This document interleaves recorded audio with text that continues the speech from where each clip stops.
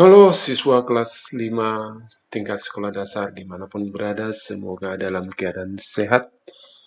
Kita akan belajar dari tematik tema 6, subtema ketiga, pembelajaran yang kedua. Sebagai tujuan pembelajaran, dengan mencermati bacaan, siswa mampu menyebutkan kata kunci dari teks penjelasan secara tepat.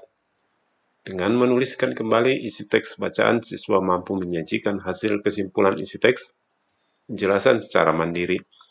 Dengan mengamati lingkungan sekitar dan mengisi tabel informasi, siswa mampu menjelaskan benda-benda yang dapat bersifat mempercepat dan menghambat perpindahan kalor secara tepat. Dengan membuat clipping, siswa mampu mengidentifikasi ciri-ciri gambar cerita secara tepat. Ya, di buku siswa, silakan juga dibuka bukunya di rumah. Dalam pembelajaran 2, ya terlihat ada 2 siswa yang sedang mengamati sebuah termos. Ya, termos tentu sudah sangat kita kenal, yaitu agar air panas tetap terjaga panas supaya awet ya panasnya ya, bisa untuk menyeduh teh atau menyeduh kopi dan lainnya. Ya, nanti ini bacaannya silakan dibaca ya supaya dipahami cerita dari yang ada di buku. Oke, kita langsung saja ke sejarah termos. Hampir semua keluarga memiliki termos di rumahnya.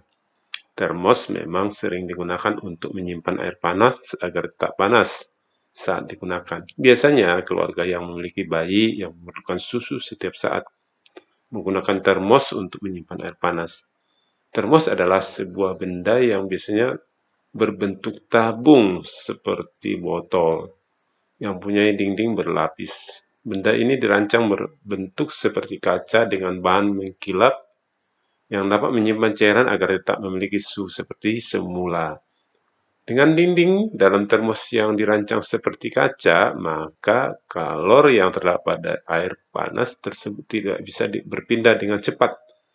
Panas yang dikeluarkan oleh air panas tadi dapat ditahan oleh dinding dalam termos yang terbuat dari bahan mengkilap ini, sehingga air panas di dalamnya akan tetap hangat,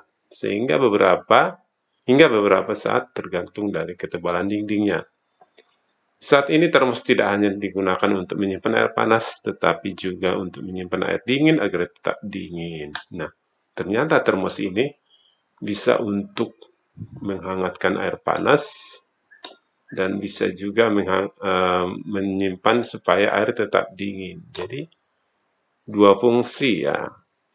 Pencipta termos pertama kali pada tahun 1902, sudah cukup jauh ya, adalah James Dewar. Nah, ini James Dewar.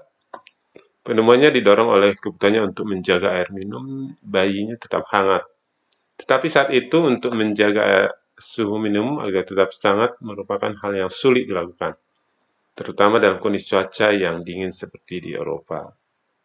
Ingat ya, termos pertama kali tahun diciptakan 1902 oleh James Dewar. Karena kebutuhan inilah James Dewar menemukan cara membuat botol hampau udara. Botol hampau udara merupakan wadah dari kaca berdinding ganda dengan ruang di antara dinding dikosongkan dan ditutup rapat untuk mencegah agar panas tidak menjalar. Sementara dinding sebelah dalam botol tersebut dilapisi perak untuk memperlihatkan panas. Botol hampau udara itulah yang kemudian menjadi cikal bakal lahirnya termos. Botol hampau udara buatan James Dewar dan penutup wall buatan mertuanya sampai sekarang dapat dilihat di Museum Ilmu Pengetahuan di London. Nah, seperti itu bacaan yang berjudul Sejarah Termos. Ya, ini adalah tokohnya, Sir James Dewar. Nah, ini adalah contoh ciptaannya termos, di mana ada penutupnya dari bahan gabus, kemudian ada lapisan perak ini di dindingnya, ruang hampa udara di sini. Oke, jadi ini kalau ada termos di rumah, kalau perhatikan di dalamnya ada seperti dinding kaca, kayak cermin ya. Ya, ini nanti di hangatnya itu tetap terjaga, dipantulkan terus, jadi jangan sampai terserap oleh dinding termos.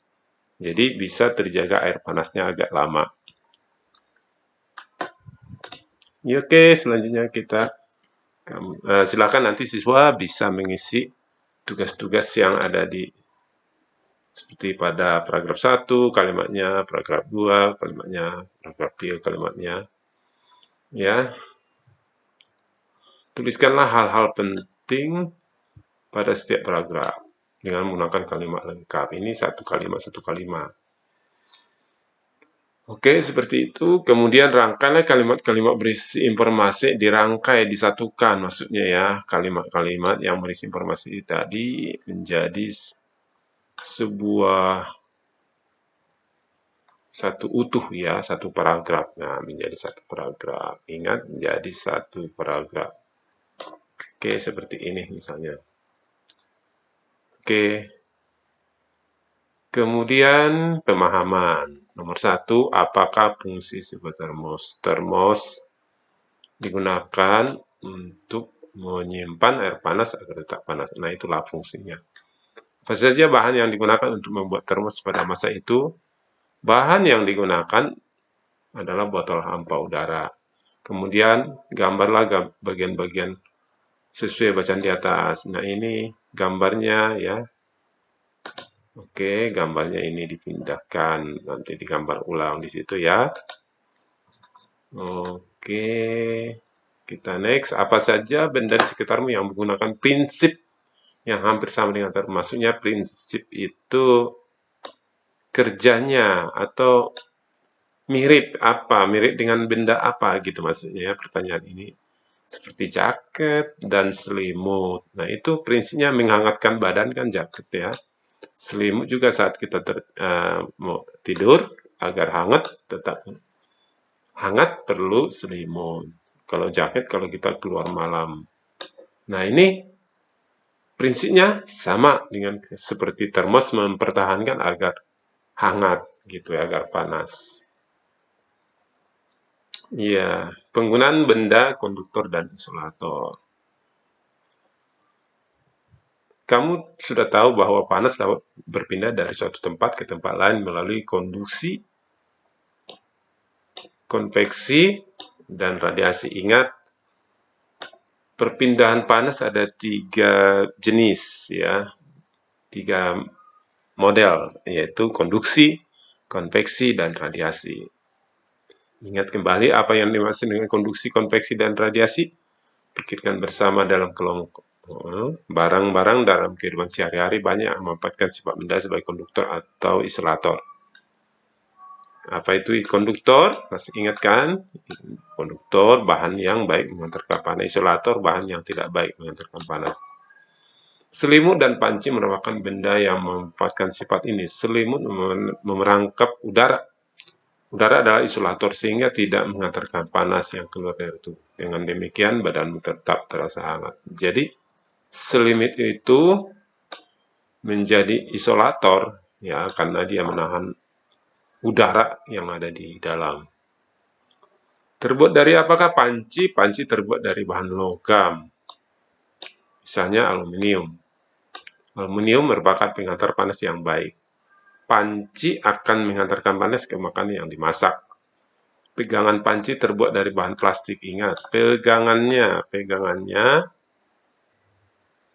terbuat dari bahan plastik. Plastik merupakan isolator, sehingga kamu tidak akan kepanasan ketika memegangnya.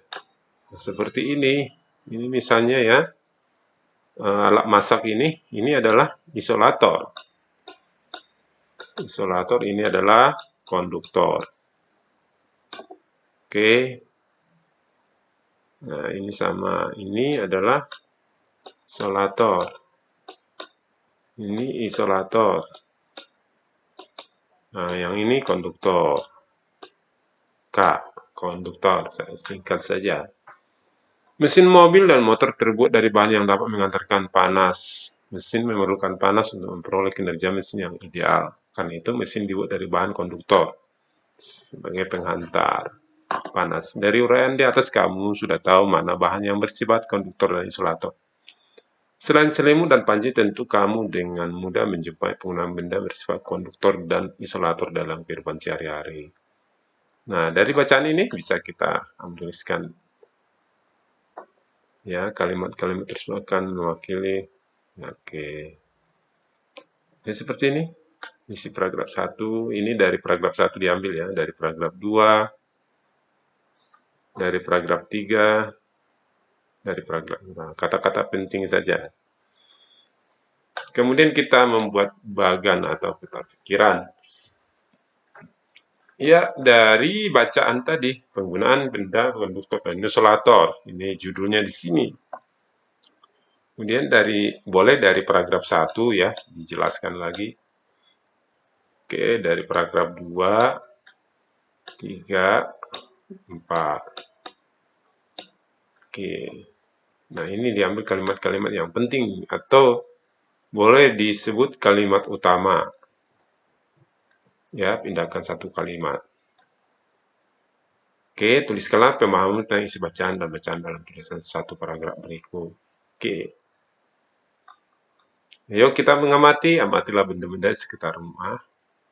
Gunakan tabel berikut untuk mengidentifikasi sisi antara benda tersebut dan penggunanya. Lihat, lalu buatlah kesimpulannya. Ya, seperti benda-benda di sekitar sekolah. Ada gerbang besi, bel sekolah, keranjang plastik, kursi siswa, meja guru. Nah, gerbang besi itu terbuat dari konduktor. Bel sekolah, konduktor. Keranjang plastik, isolator. Kursi siswa, isolator. Meja guru, isolator.